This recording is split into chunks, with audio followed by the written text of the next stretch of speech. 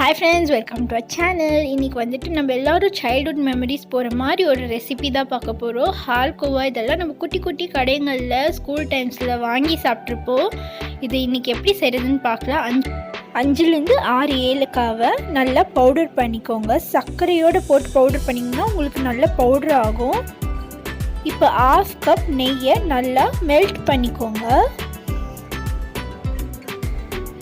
இப்போ மைதா 1 கப் நல்லா மிக்ஸ் பண்ணிக்கோங்க. லோ ஃப்ளேமில் மிக்ஸ் பண்ணிகிட்டே இருங்க. உங்களுக்கு மிக்ஸ் பண்ண உங்களுக்கு வந்துட்டு அது லிக்விட் ஆகும். 10 நிமிஷத்துக்கு மிக்ஸ் பண்ணிக்கோங்க.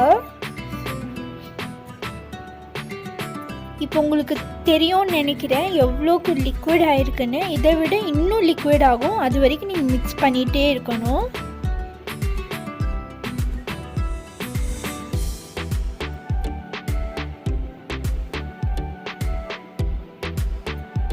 இப்போ இந்த பதத்துக்கு வந்த உடனே நீங்கள் வந்து ஸ்டவ் ஆஃப் பண்ணிவிட்டு 15 மினிட்ஸ்க்கு கூல் பண்ண விட்டுடுங்க.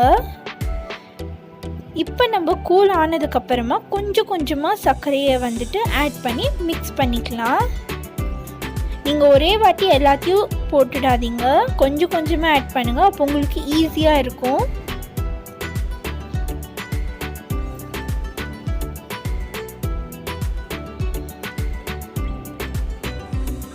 இப்போ இருக்க எல்லா சர்க்கரையும் போட்டுட்டு கையில் சப்பாத்தி மாவு மாதிரி நல்லா பிணைஞ்சிக்கோங்க. இந்த மாதிரி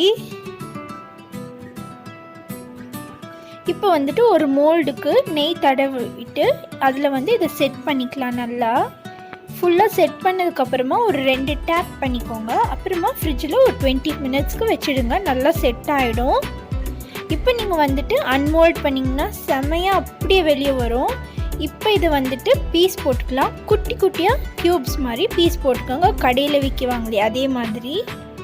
கண்டிப்பாக இதை வீட்டில் ட்ரை பண்ணி பாருங்கள். உங்களுக்கு அதே டேஸ்ட்டில் இருக்கும். செஞ்சு பார்த்துட்டு எப்படி இருக்குன்னு கமெண்ட்டில் மறக்காமல் சொல்லுங்கள். பிடிச்சிருந்தா லைக் பண்ணுங்கள், சப்ஸ்கிரைப் பண்ணுங்கள். தேங்க்யூ ஃபார் வாட்சிங்.